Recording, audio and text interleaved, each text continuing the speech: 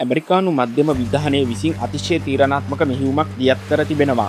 ඇමරිකාව විසින් ඉරානයේ ඉලක්ක කරගනිමින් පනවා ඇති දැඩි නාවික අවහිර කිරීම උල්ලංඝනය කරමින් ඉරානයේ කාක්දූපත දෙසට ගමන් කළ MT බෙල්මා නැමැති තෙල් නෞකාවට ඇමරිකානු හමුදා ප්‍රහාර එල්ල කර තිබෙනවා. පූරකාවෝ දජය යටතේ යාත්‍රා කළ මෙම වාණිජ නෞකාව ඇමරිකානු හමුදාව විසින් ජාත්‍යන්තර ජල සීමාවේදී නිරීක්ෂණය කර ඇත.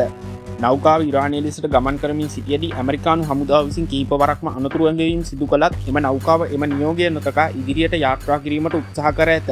ඇමරිකානු නාවික අවහිර කිරීමේ නීති උල්ලංඝනය කිරීම හේතුවෙන් ඇමරිකානු ගුවන් යානයක් මැදිහත් වී නෞකාව අක්‍රිය කිරීමට පියවරගෙන ඇත.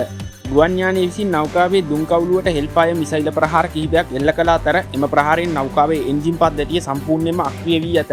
මේ වන විට MT බෙල්මා නෞකාව ගමන සම්පූර්ණයෙන්ම නවතා දමා ඇති අතර එය තවදුරටත් ඉරානයේ දෙසට ගමන් නොකරනු ඇත. මේ ඇමරිකාව විසින් පනවා ඇති නාවික නීති කඩ කිරීමට උත්සාහ කළ නෞකාවකට එල්ල කළ ඉතා දැඩි අනතුරු ඇඟවීමක් ලෙසයි විචාරකයින් පෙන්වා දෙන්නේ. මෙම සිදුවීමත් සමග හෝමුස් සමුද්‍ර සංධිය හරහා ගමන් කරන අනෙකුත් වාණිජ නෞකාවලටද ඇමරිකානු නාවික නීතිවලට අවනත වීම අනිවාර්ය වී තිබේ. මේ අතර ඉරාන හමුදාව විසින් නවතම ප්‍රහාරයක් පිළිබඳ නිවේදනයක් නිකුත් කර තිබෙනවා. ඔවුන් පවසන පරිදි නසර් 2 මෙහෙයුමේ 8 වන අධීරය යටතේ යා සයිනාබ් අල් කූබ්‍රා යන සංකේත නාමයේ භාවිතා කරමින් කුවේටේ පිටි අලි අල් සලාම් ගුවන් කඳවුර ඉලක්ක කර ප්‍රහාරයක් දියත් කර තිබෙනවා.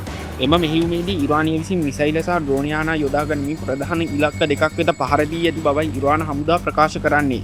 ඉන් පළමුවෙන්ම වන්නේ අලි අල් සලාම් ගුවන් කඳවුරේ තිබූ සීරෑම් ගුවන් ආරක්ෂක පද්ධතියේ මුල් අනතුරු ඇඟවීමේ රේඩාර් පද්ධතියයි. දෙවැන්න ලෙස එම කඳවුරේ ස්ථානගත කර සිටි ඇමරිකානු සොල්දාදුවන් ගැවසෙන ස්ථානයක් ඉලක්ක කරගෙන තිබෙනවා.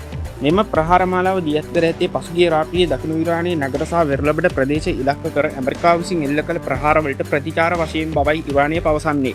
ඇමරිකාව විසින් ඉරානයට පාර දීම සඳහා කුවේට් දේශයේ භූමිය භාවිතා කරන බවට චෝදනා කරන ඉරානය ඇමරිකානු හමුදාව කුවේට් භූමියෙන් ඉවත් කරන ලෙස ඉල්ලා තිබේ. කුවේට් හමුදාව පවසන්නේ උන්ගේ ගුවන් ආරක්ෂක පද්ධති මගින් අහසේ තිබූ සතුරු ඩ්‍රෝන යාන හඳුනාගෙන ඒවට ප්‍රතිප්‍රහාර එල්ල කළ බවයි. කුවේට් රාජ්‍යයේ ඇතැම් ප්‍රදේශවලට ඇසුණු පිපිරීම් හඬ මෙම ගුවන් ආරක්ෂක පද්ධති මගින් අහසේදී ඉලක්ක විනාශ කිරීමේ ප්‍රතිඵලයක් බවයි ඔවුන් වැඩිදුරටත් සඳහන් කරන්නේ.